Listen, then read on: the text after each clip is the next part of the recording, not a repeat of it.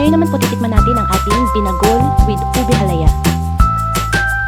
Usually po, yung nakikita ko na binagol, nilalagyan po nila ng itlog dun sa gitna. So, imbis na itlog po, nilagay ko ube halaya. Pwede rin pong makapuno, pero wala po kasi kami itak na makapuno. So, ube halaya po yung nilagay ko. Na-try po natin. Sarap. Grabe, ang sarap. Ternong-terno yung lasa ng ube halaya at saka yung binagol. Ang sarap.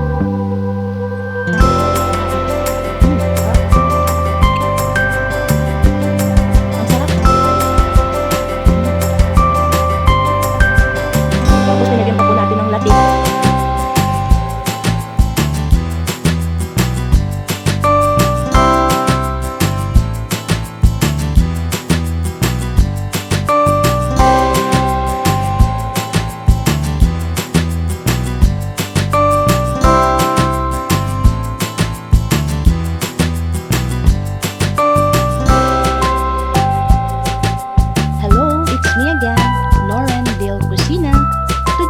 Gagawa po ako ng binagol. Sana po magustuhan niyo rin po yung version ko ng binagol. Salamat po.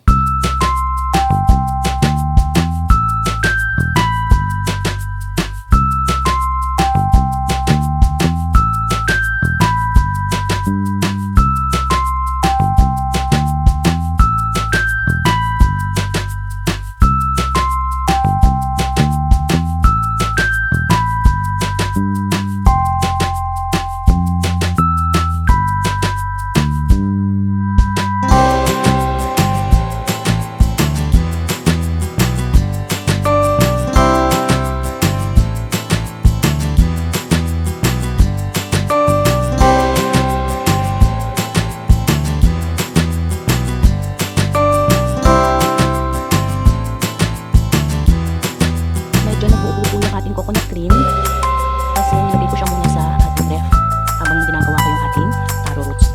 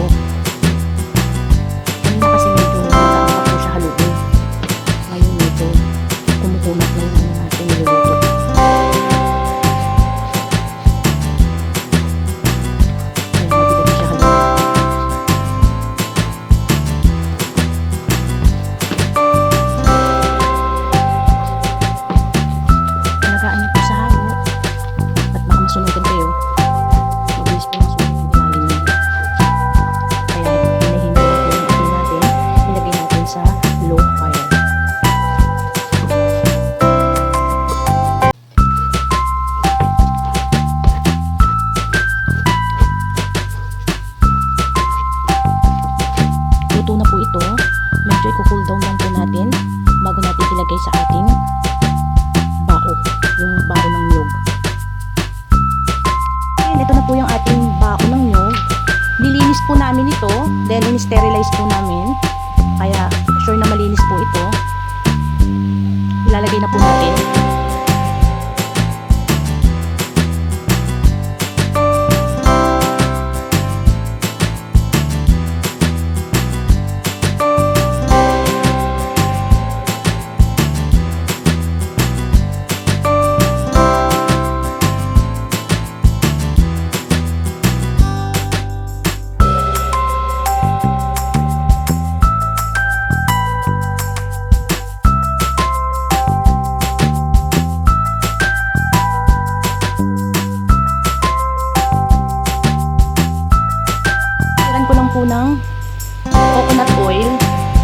yung coconut oil na nandun sa ating latik.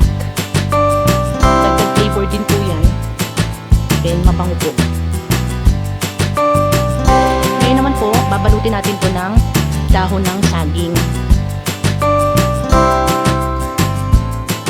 Itarang mo po sa apo yung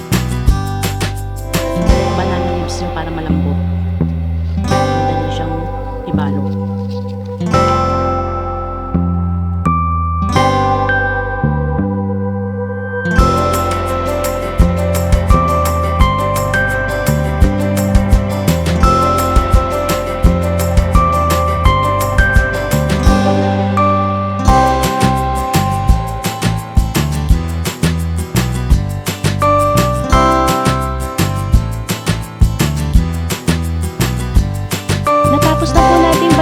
Dahon ng saging ang ating binagol. Then tinalian ko na rin po. Nailagay na po natin ang ating binagol sa ating steamer. At i-steam na po natin ito.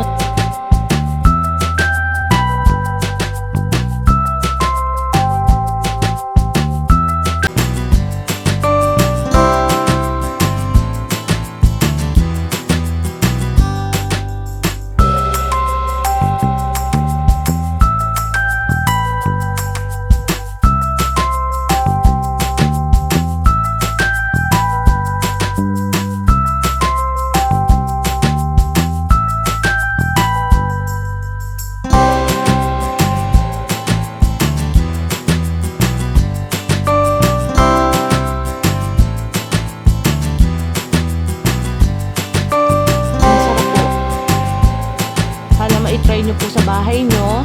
Pag may okasyon po kayo sa bahay, pwede nyo rin pong pang negosyo. Ang sarap. Hindi siya masyado matamis. Tama lang yung tamis niya.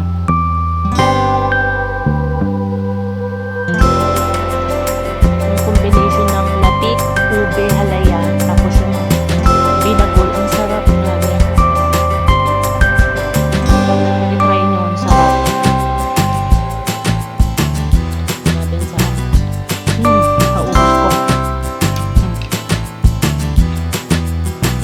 Sana po ma-try nyo rin po sa bahay nyo. And thank you for watching Lauren Lil Cucina. Thank you po!